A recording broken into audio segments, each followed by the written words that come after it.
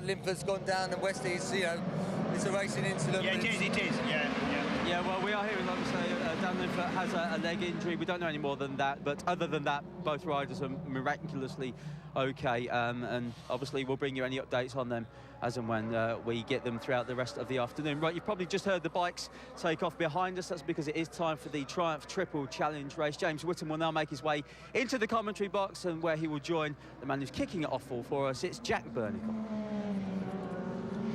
We've already had the Triumph Triple Challenge out on track yesterday, and it was Freddie Pett who scored an absolute runaway victory, really. The 21-year-old from Kings Lynn in Norfolk, all 6'4" of him, just took off at the front, left the rest to sort themselves out, and it was eventually the 17-year-old Geordie from Newcastle on Tyne, Chrissy Rouse, who punched his way through to second place behind Phil Atkinson, a former runner-up in the series, the now fairly veteran South African, riding in some considerable discomfort because he cracked a few ribs at Cadwell Park last weekend.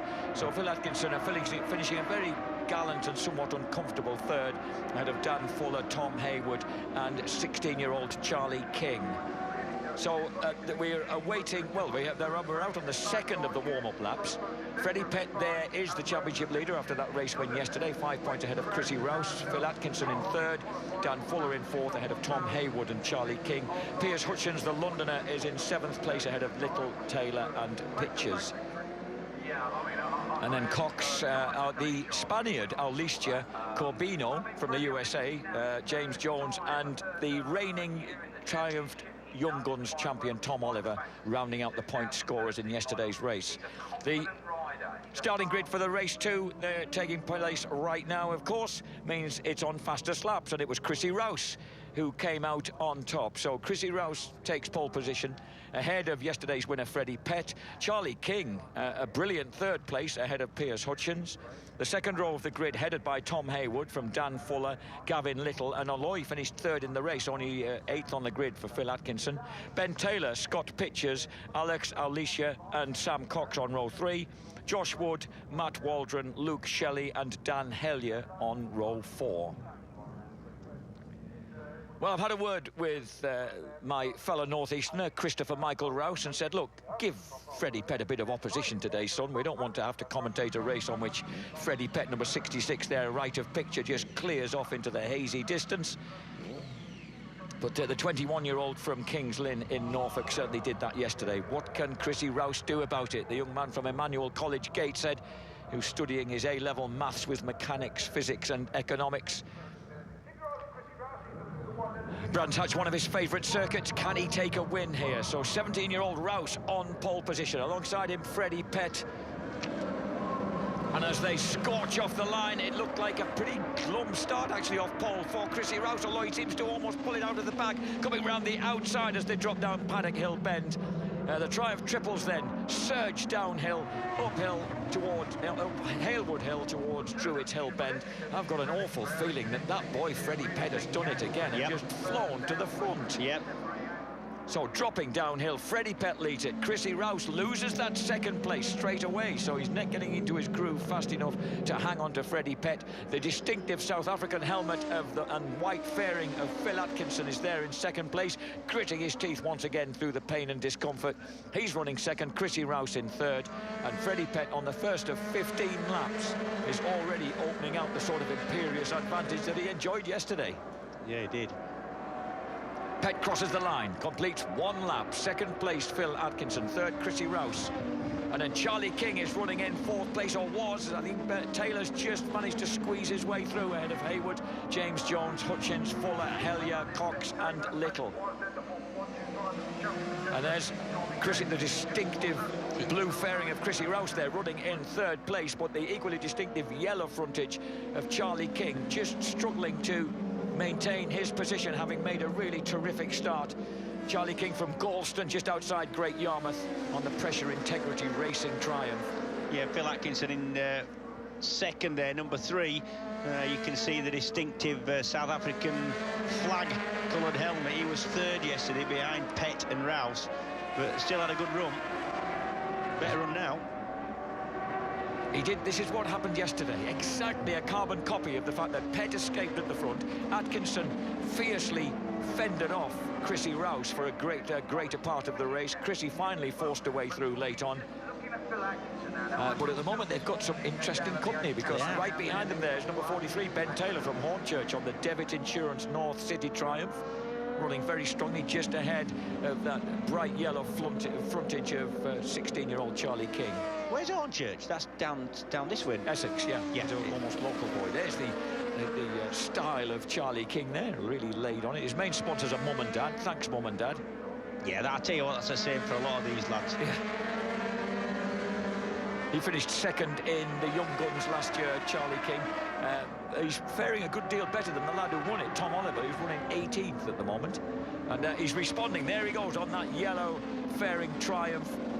Charlie King runs wide as he tries to get the better of Taylor. God, these guys must be learning stuff all the time out there about where to go on and where not to go on track. You learn a lot in a race like this, some of which you can use in later life and some not. Some of which you discard like a used tissue. Yeah, definitely. 43's Taylor. Right behind him we've got Tom Hayward is in there, relatively experienced Tom Hayward. He's been around for 30 years old now, Tom Hayward. So we've got a couple of 30-year-olds out there, Philip Atkinson and Tom Hayward, mixing it with the children. Charlie King escaping there. Oh, Taylor looks over the wrong shoulder because he's under threat underneath as they drop into Paddock Hill Bend, but he holds onto his position just ahead of Tom Hayward on the red and yellow bike with the bright red helmet, and then Dan Fuller, number 22, right behind them. Oh, Fuller trying to go around the outside, the long way around the outside of Druids. Yeah, and there's both the old model 675 out here, and there's also the brand new model. By the looks of it, most are on the new model 675. The biggest difference is the seat's a lot pointier on the new ones, and the exhaust exits underneath, more traditionally underneath the bike and out the right-hand side instead of under the seat, which is the old model. Oh, there you are, folks. That's a very interesting little technical point there from Mr. Whittam. So if you look for the pointed seat and without the exhaust coming out underneath it, that's the new one. That's it, correct. Why didn't I say it so succinctly? They've been having some engine melting problems on the super sport bikes as they've had to work in obviously imperishably awful weather trying to sort them out for their racing season. Yeah, the problem is with trying to make a stock 600 and whatever manufacturer we're talking about, a 4-cylinder Japanese bike or a 3-cylinder Triumph, making that into a super sport bike it's not so easy, and it's a brand new bike, so everything needs to be done. There's a lot more tuning involved in a super sport bike, so compared to a stock bike it's a lot more difficult to get one competitive, and you expect those kind of teething problems. Just caught a glimpse there of Tom Hayward. Close-up of Tom Hayward. He's behind Fuller. I beg your pardon, Hayward's in the blue and white. It's Fuller who's in the red and white, getting the colour schemes mixed up. This is the battle now raging for the podium positions, because Phil Atkinson has been passed by Chrissy Rouse, and Atkinson's now, he's been passed by a 17-year-old, the South African, and now he's got a 16-year-old pestering him. There's no rest. No rest for an old... Oh! King going round the outside. And I'm not sure you really want to... That wouldn't be the choice for me, I've got to say. Not much well, chance look at this. Phil Atkinson suddenly saw the barn door open down the hill and he slipped past Chrissy Rouse. Yeah, Rouse made a mistake, that's why. I tell you what, for a guy running with cracked ribs, number 3 there, Philip Atkinson, he's putting on quite a performance here. He is, yeah. He was struggling for breath when he finished the race yesterday. Yeah, you know, I've only ever broken 2 ribs, and you know, just with 2 ribs cracked, it's difficult to laugh, cry, make a cup of tea, poop. You can't do anything without your ribs hurting. It's difficult. Rouse up the inside again. Chrissy Rouse makes a move back. Chrissy Rouse, fastest lap for Freddie Pett, not entirely surprising, 49.210. The lap record, incidentally, stands for a couple of years ago. Ashley Beach did a 48.94. That's impressive. That's beneath 49. That's a quick lap round here on a stock Triumph. Ashley Beach, where are you? You've disappeared this year. That was Freddie Pett. You just glimpsed 5 seconds clear, flitting out of screen to the right. This is the battle going on behind him. I came and did a test for a magazine on a stock 675, brand new, with all the lights on, with the standard tyres, and I struggled to get down below, but I was doing sort of 52s, 53s, and blowing out of my backside to do that. I've got to be honest. And look at this once again, the dogged South African Phil Atkinson. Finished second overall in 2010 in this series, fifth last year. Oh, look at King. Lunges at the inside of Rouse, and I'll tell you what, that's the sort of thing you can do at 16. I wonder if you think Rouse is 17. I wonder if King were thinking, get out of the way, you old son. And they're actually lapping the gentleman in black, which has suddenly made the track very crowded, and Chrissy Rouse has suffered a lot with that because Daniel Fuller's gone past him as well. 912, that's Murray Hambro. Well, Murray, yeah, that's right. Murray was way off the back of everybody else yesterday. Now, so we got Pett leading by over 5 seconds, and now a complete rejig of positions behind him as they flash across the line now. Pett is gone on to lap 9 with another fastest lap, 49.098, getting very close to breaking that 49-second barrier. Second place as they crossed the line was Atkinson, then King, Rouse, Fuller, Taylor, Hayward, Jones, Cox, Hutchins now pushed back to 10th place. And Charlie King forcing the issue again with Phil Atkinson. But that's just experience, you know. Atkinson pretty much knew that he was braking as hard as he could, and if King came up the inside going that much quicker, it was fairly certain he was going to run wide at some point at Druids, and he did. So you cut to the inside and just kind of wait, really. That lovely custard yellow bike, the Pressure Integrity Racing bike, sponsored also by Nuts Motorcycles from Wymondham in Norfolk, Wells Engineering, and a bit of Triumph UK support as a member of the Young Guns scheme, of course, as well as Mum and Dad. And he's certainly giving us a fair bit of entertainment as he the lunges again underneath Philip Atkinson as they drop down Paddock Hill Bend. Yeah, I think. And you know, the thing is with King on the yellow bike there, this is the battle with Atkinson for second. He's got a lot of feel for the front, you know, he's rushing in on the brake, carrying a lot of brake, leaning the thing on its side, and that's not very well. But it's easy to crash when you're riding with that technique. Yeah. As you can see, James, he's a tall, leggy lad. You know, he makes the Triumph look very, very tiny. Yeah, but it is a tiny bike, especially from the front, you know, because it's 3-cylinder across the frame, not 4. So it's about 6 inches narrower than most of the 4-cylinder bikes anyway. So from the front, it does look small.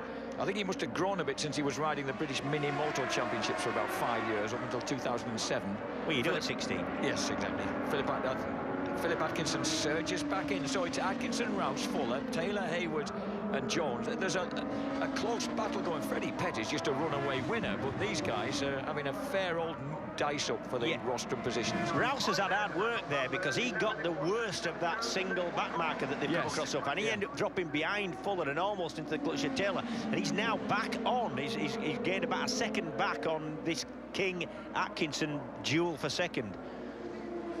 Chrissy Rouse, who did do a season in 125 GP racing in 2011, finished 15th that year. He looked big on that bike, though, didn't he? He had a 125 Honda run from up there in Lancashire. He looked a big lad on that. Freddie Pett now suddenly right in amongst back markers. Look at this. There is Pett, number 66. He's the 4th man in that queue on the black and white bike. He sprints to the right-hand side, up the hill to Druids. Any minute now he'll come into picture. There he goes. So he's now the 3rd man in that file. And there he is, he's at the front. Yeah. So Freddie Pett clears his way through to the front. Pretty easy, that one. Number 66. Parts service manager at CBA Superbikes Limited. 21-year-old from Kings Lynn. Parts service manager at 21, that sounds good. That sounds very impressive. Yeah. He was the Derby Phoenix Formula 400 novice champion in 2008, so it's not the first championship he's gone after with what looks to me, as if he could be the Rob Guyver of 2013. Possibly, actually. Yeah, he does so far. Yeah, I mean, we're calling it quite early at that because all right. And look, Chrissy Rouse has suddenly lit up again, got the better of Atkinson, and then swooped past Charlie King. It's kind of woke him up, getting caught by that back marker, I think, Rouse. Up, steady on. Chrissy Rouse, who was the Triumph Young Gun of 2011, and then moved into the full series last year, 2012. And just behind him, Charlie King, who was run up to Tom Oliver in the Triumph Young Gun contest for 2012 for 2013. Oliver back in 18th place, not making quite the same. Oh, and Philip Atkinson back again. He did, you know what? A couple of mistakes were made there by King. Not much, just ran wide out of Druids, a little bit wide out of Grey Mill, and Atkinson was just there to pick him up.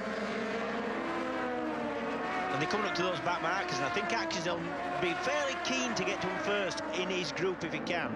I would be anyway. You want to get there and have a go on first. Dear. And it's on to the final lap, James. Now the fireworks could start to spring here in the Triumph Triple Challenge because there's a sequence of back markers ahead.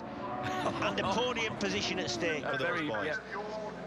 Oh, there's Rouse in the middle. There's Rouse with a sip. Oh, getting sat up by the other blue bike. And then in turn, Atkinson getting sat up by Rouse. Oh, and Atkinson got inside. He's taken the right line. Chrissy Rouse got it all wrong there. And that gave Phil Atkinson the chance to dive through. And King is back to 4th. Meantime, at the front, Freddie Pett, who started kart racing as an 8-year-old, is going to take victory on 2 wheels for the 2nd time this weekend in the Triumph Triple Challenge. Freddie Pett takes victory splendidly with a fastest lap of 48.836. And meanwhile, the rest of them pouring across the line. I reckon Philip Atkinson, through the tears and pain, has got himself 2nd place. Yes, Atkinson gets it by 0.124 of a second from Rouse. Charlie King 4th, Dan Fuller 5th. Ben Taylor in 6th place, Tom Haywood 7th ahead of Cox, Jones and Hutchings, but it's number 66. There he is, Freddie Pett. What a great performance by Pett. He just once again dominated that race on the M40 Triumph Dales Racing 675. Another victory then for the 6'4" East Anglian. Good ride. Well, he's going to take some dealing with. He won that by 10 seconds, James. Yeah, and when you consider that this is a class where pretty much all of those, but it's a very controlled class machinery-wise. Obviously, they're all the same. State the obvious, Whittam. But you know, in a single-make championship class, it's difficult to be winning by sort of 6, 8, 10 seconds. It's a good win, that. And, you know, he's coming off a really dreadful 2012, James, because he started the year on Superstock Thousands. He's a tall lad, well suited to the thousands, racing a CBR 1000 for Dales Racing. Qualified 10th at the first round here at Brands, just 0.2 seconds off pole, and then it all went wrong when he had a big crash at Alton Park. Freddie Pett wins the 2nd race of the weekend for the Triumph Triple Challenge, ahead of Phil Atkinson and Chrissy Rouse. Charlie King, a very entertaining 4th, ahead of Dan Fuller and Ben Taylor. Tom Haywood is next up. 8th place goes to number 31, Sam Cox, ahead of number 37, Jones. That's Jesse James Jones. And behind him, we've got Piers Hutchins rounding out the top 10, ahead of Little, Hellier, Pitchers, Alicia, and Shelley in 15th place. Corbino, Wood, Stedman, Tom Oliver, and Sam Middlemass rounding out the top 20. And that means a championship position. Well, it's a healthy 50 points for Freddie Pett, already with a very noble 14-point lead in the championship over the young pretender Chrissy Rouse on 36. Phil Atkinson equal with Rouse, having lost that 2nd place to him, returns the favour today. They're on 36 points. Dan Fuller is on 24, Charlie King on 23, Tom Haywood on 20, Ben Taylor on 17, Piers Hutchins 15, Little on 13, level with Sam Cox, a joint 9th place ahead of Pitchers, James Jones, Alicia, Hellier, Corbino, Tom Oliver and Shelley. So that was a terrific ride by Freddie Pett. I said he had a big crash in qualifying for the Superstock 1000 class at Alton Park. Broke his vertebrae in his back and both legs. So to be coming back off that as strongly as this, James, on the Triumph, that is impressive. It is, yeah. I mean, what I have to say is if you're going to make it in this sport to the top level, you have to be able to do some things like that. You know, you've got to get over it. You've got to put it to bed and put it behind you. He did it by coming in as a wild card in the Triumph Triple Challenge. So he got a couple of pole positions and a 4th and a 2nd place, coming back off such severe injuries. So obviously, you know, mentally he's in a pretty strong place. If you come back from, you need that mental strength, and he's obviously got it. You know, that's good. So did the final 2 rounds of the Triumph Triple Challenge as a replacement for Richard Stedman, incidentally, who was in the race today, finished in 18th place. And that means that Freddie Pett has gone off to an absolutely clean start. He won yesterday's race by 3.2 seconds, today's race by a fairly astonishing 10 seconds. So he's given the other lads something to think about. They're going to have to find a little bit of extra if they're going to deal with the M40 Triumph Dales racing machine of Mr. Freddie Pett. So Chrissy Rouse loses 2nd place this time around to Philip Atkinson. Atkinson riding with the pain of those cracked ribs, but I suppose let's give credit to Philip Atkinson. If you survived cancer a few years back, as you have, you know all about that, James, then he's, you know, testicular and stomach cancer in 2005. You've obviously come through a lot more than just a few cracked ribs. Yeah, and you know what? You start to think that bike racing ain't as dangerous as what you first thought it was. Do you know what I mean? You think, yeah, no, I'm all right with the broken legs. I want to apologise to Philip because I accused him of being 30. He turns 30 on the 21st of June, on Midsummer's Day, in fact. Comes from Durban, from KwaZulu in Natal. And his first championship ever that he won was a junior regional motocross championship over in South Africa in 1987. And he's been living over here for a long time now. Works as a maintenance engineer in Hertfordshire. This is our third place man, a disappointed Chrissy Rouse from Newcastle on Tyne. There we go then, Chrissy Rouse, our third place finish. Just when you got to the traffic, Chrissy, it looked like you just made the slightly wrong choice. You went just the wrong side. But other than that, great performance. Yeah, it was a good race. I didn't quite have the pace to keep up with Freddie at the start. So I'm a little bit disappointed not being able to do that. But no, I brought the bike home, joined second in the championship. And this weekend's been like a bit of a test for with the new bike, new tyres, new suspension. So yeah, I think we've got a pretty good setup. My Stratstone Triumph was going really well, and yeah, I'm looking forward to getting the Thruxton next week. New setup, great points. So we'll let you go to the podium. Well done. Cheers. There you go, third place finisher, Chrissy Rouse now. Second place finisher is Philip Atkinson. And Phil, really, I mean, we've talked about the pain during the coverage there, but if people could see you walk across Parc Fermé there, you're hurting. Great result. Thank you. Yeah, just a lot of pain, 2 broken ribs. Only can take paracetamol, so it's all I could do. But yeah, just like to say, a big thanks to WK Bikes, Qingdao Beer, Pure Triumph, and Dave from Hampshire Motorcycles just for putting the deal together. If it wasn't for them, definitely wouldn't have been here. This was last minute. It's the first time I've ridden the bike on the pace. I crashed after 8 laps in testing. So it's been a testing weekend, but yeah, just to hold the guys off and get a podium is brilliant. So I feel so bad for you. I feel like we shouldn't make you talk, but we'll let you go to the podium. If you can make it up there, very well done. cheers, thank you guys, cheers. Of course, Philip will make his way up to the podium. Every injured rider can make his way up to the podium. Now, race winner, Freddie Pett. Freddie, second win this weekend, leading the championship. Life is good. And after a difficult season last season, you've got to feel on top of the world again. Oh, yeah, it feels great. Got my first win yesterday. Got my first double as well in the same weekend. So, no, like I said, I had an up and down year last year, breaking my back and my legs. But I'm just so grateful for all my sponsors and my family for helping me get back into racing. And yeah, to repay them all this great result, it's been a nice weekend. So do you now feel like you've put last year behind you completely with these two wins this weekend? Yeah, I think I did. Like I said, I come back end of last year and I felt good. And after stepping back down off 1,000 back onto a 600 just made me feel comfortable. And no, I'm really enjoying my racing now. And I owe the season to M40 Triumph, Baker Bodycraft, CNA Superbikes, Still Clean, HJC helmets, Oxford products. And yeah, all my friends and family, especially my father, who's currently broke his leg skiing, so he couldn't be here this weekend. But no, I'm thanks for everyone. Dangerous game, that skiing. Your physical size isn't holding you back on these 675s. It was a magnificent ride. Well done, Freddie. That's great. Thank you very much. Cheers.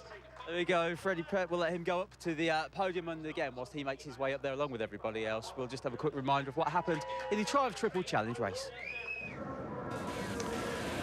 Freddie Pett may not have been on pole position on the black and white Triumph. From second place on the grid, though, he wheelied off the line to some effect and just clinched that hole shot down Paddock Hill Bend ahead of teenagers Chrissy Rouse and the bright yellow bike of the crouching figure there of Charlie King.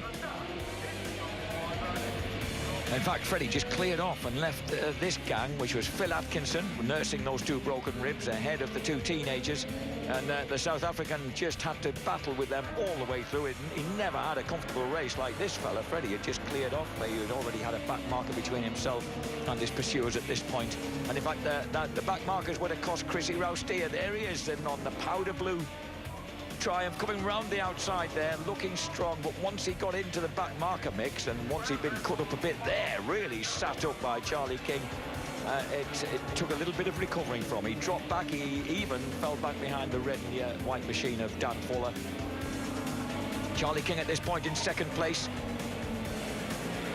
But once again, Chrissy Rouse recovers and surges back to the front in this battle of the teenagers. Freddie Pett by this time is almost 10 seconds up the road in the lead, and he comes round the final turn to take victory, his second victory of the weekend. A really impressive weekend's work by the tall Norfolk boy. And second place then goes just to Phil Atkinson from a frustrated Chrissy Routh, with Charlie King pushed back to 4th place. But Freddie Pett, double race win, his first of the Triumph Triple Challenge. So Freddie Pett, who first joined the Triumph Triple Challenge and took 4 podiums back in 2010, and he missed a couple of rounds with injury, but did step onto the podium in 2011. 2012, coming back from serious injury, he stepped in as a replacement for Richard Steadman and got himself a podium finish there. And that was all a bit of a prelude to what was to come, and with that kind of performance on the M40 Triumph, well, it's a pretty impressive one. So the CNA, the manager, parts service manager at CNA Superbikes, can enjoy the plaudits of the crowd here, winning the Triumph Triple Challenge, both races of the weekend, and a handsome lead in the championship. Well done, Freddie Pett. Well, there you go. At least one person on that podium is battered and bruised, and we're going to continue the bruising theme after the break, because up next it's the National Superstock 1000 Championship race. If you've seen those big boys before, you'll know that no quarter is asked or given in that. We'll bring you all the action from that, plus plenty more in a minute.